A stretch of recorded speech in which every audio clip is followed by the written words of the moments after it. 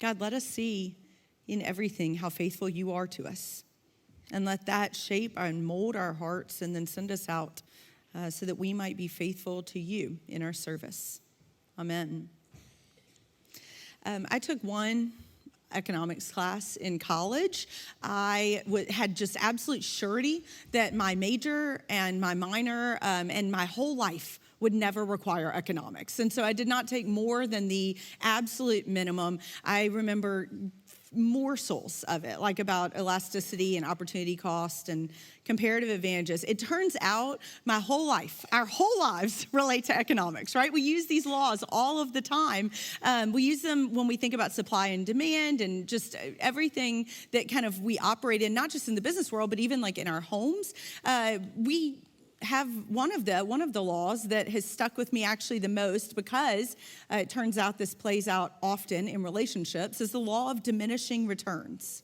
So economically, that law says that if you have one input that you increase while you keep every other input the same, eventually your output is going to decrease, right? It's going to decline. In a relationship, what that means is when you have more and more of something, when you experience more and more of something, your appreciation for it, your gratitude for it declines as well. You're married, you've probably experienced this with your spouse, I can tell you. So many of you know this about me, but I do not know any, like if you held a gun to my head right now, I would not be able to tell you where the gas gauge on my car is. Is it near the F? Is it near the E? Is it in the middle? I don't know. You would be having my children. I'd be like, I can't help you. You know, like there is no way that I would know the answer to this. This drives Whitney crazy, bananas. And so for like 20 years, Whitney has been generously filling up the gas in my car preemptively, because he knows that I'm going to eventually run out of gas if I am left to my own devices. So what happens is every now and then, I still run out of gas. And I get, stuck somewhere on the side of the road. I've pulled over and I call him and I'm like, I ran out of gas. Can you believe it? What were you thinking? You didn't fill my car up. Because as much as the input that it increased of Whitney putting gas in my car, my appreciation for it decreased to the point where if I run out of gas, I'm not to blame for that, right? No, of course I am. But we do this in all of our relationships with spouses, with parents, with friends, with colleagues. We take things for granted. We forget to be grateful. We do this in our relationship with God as well. We see what God has given us, and we're like, okay, that's good. That's good. We start to get used to it. Was it always like this? It used to be better, right? There's a old Peanuts cartoon that I love in which Lucy's doing homework and she's stuck on a problem. And Charlie Brown walks by and he's like, oh, I know how to do that problem. And she said, if you really know how to do that problem, if you can solve this problem for me, I would be eternally grateful. And so he easily solves it, the next box, he's got it solved. And he walks off and he says, I hope you're eternally grateful. And she says, for that? That was too easy. No, I'm not eternally grateful.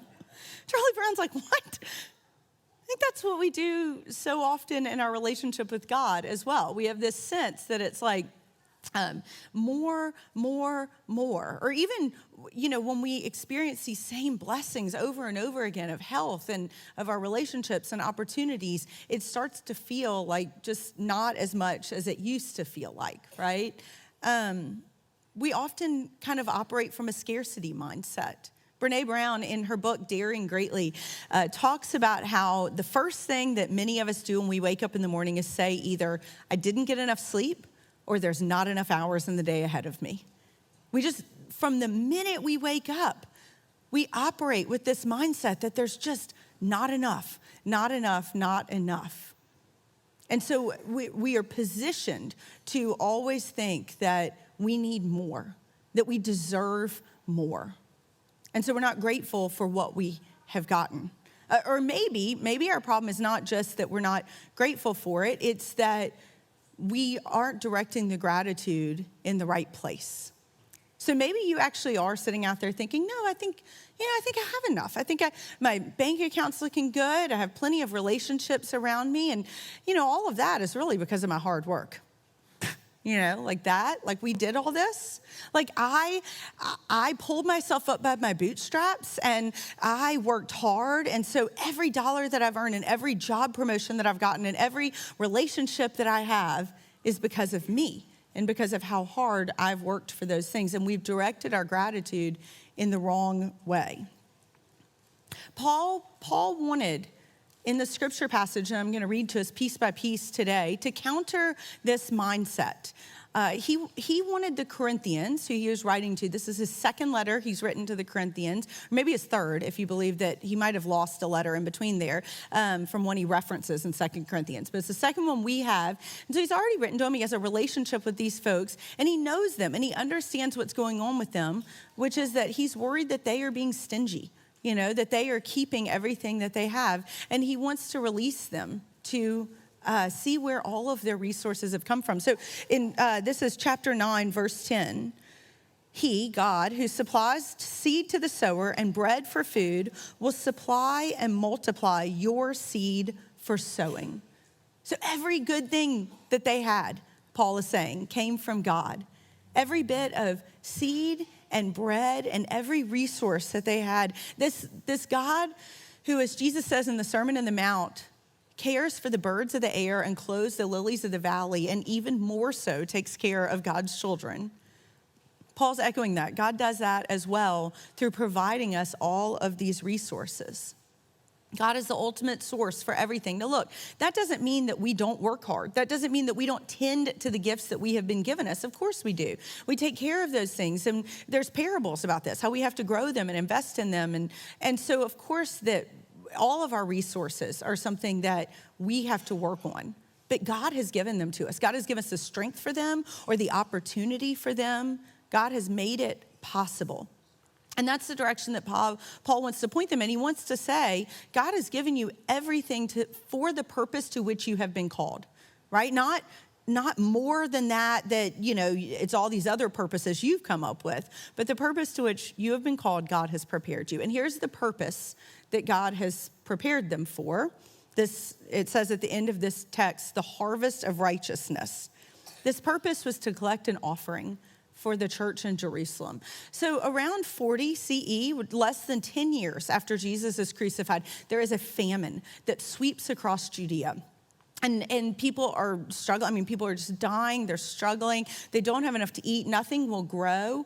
And so all of these other churches, these Gentile churches that are up in Corinth and Rome and Macedonia and all these other places, they are not experiencing the same famine. And so you will see this thread run throughout so many of Paul's letters. In Romans 15, he says this, I'm going to Jerusalem in a ministry to the saints. For Macedonia and Achaia were pleased to share their resources with the poor among the saints in Jerusalem. And in his first letter to the Corinthians, he says to them, now you would do well to pay attention to the instructions that I gave to the Galatians.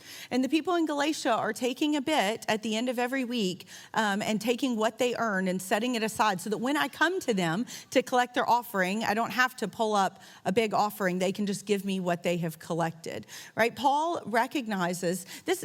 Look, we're going from this time that we read about in like Acts 2, where the church is just nascent. It's this tiny little group of Christ followers in Jerusalem that meet together and hold everything in common for the benefit of one another, to the same principle, but on a larger geographic scale. Paul's saying you are still bound by the same thing as Christ followers, which is to take care of one another. You're not taking care of people whose eyes you can look at. You're taking care of people you may never see or never know because they live hundreds of miles away.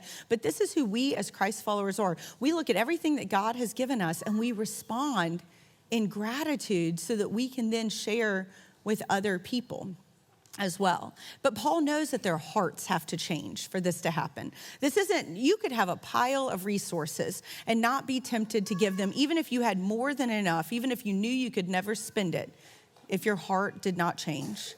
And so that's what Paul is doing here when he writes this letter to them, to remind them that everything came from God, and that is the root of our heart change. He wants them to practice gratitude. He wants them to have a heart of thanksgiving. In verse 11, he says, you're enriched in every way for your great generosity, which will produce thanksgiving to God through us. So we are meant to have hearts of thanksgiving that then produce more hearts of thanksgiving. When we have these gifts, when we have resources, and they are financial, but they are also resources of strength and of health and of opportunity and of skills. When we are blessed with more than enough, we want to share them with other people. Think about when you have something awesome, don't you want everyone that you know to have that too? Like you're like, oh, I've got this awesome thing and I want everyone that I love to experience this awesome thing as well. That happens when our hearts are changed. Many of you knew our pastor that was here before Tom, Dr. Jim Moore. His family is going to be with us today, actually, because I hope you've seen out in the Memorial Garden, there's a new plaque that is dedicated to him and to June, his wife.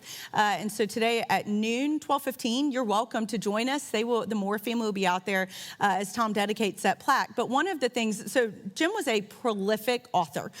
He just wrote books the way that some people write sermons, right? And so one of the books that he wrote was called Some Folks Feel the Rain, Others Just Get Wet. And the book is ultimately about gratitude. But one of the things he says in it about the change in our heart that needs to happen is that it's not about transactional thank yous. It's not about, oh, I recognize this one thing God did for me, so I offer this one thank you back. It is about living our lives in an entire posture of gratitude. And so, as Paul says, is when you do that, when you live from this posture of gratitude, you will share with others. And then verses 12 and 13, he says this ministry, meaning giving to the saints in Jerusalem, living out of generosity, not only supplies the needs of the saints, but overflows with many thanksgivings to God. As a result of your ministry, God will be glorified. He says 3 things happen when we live in this way. We meet the needs of the saints. We help those that are impoverished that we can serve. He says that it produces hearts of thanksgiving. It produces a heart of thanksgiving for us and a heart of thanksgiving for those that we bless. And then God is glorified in this.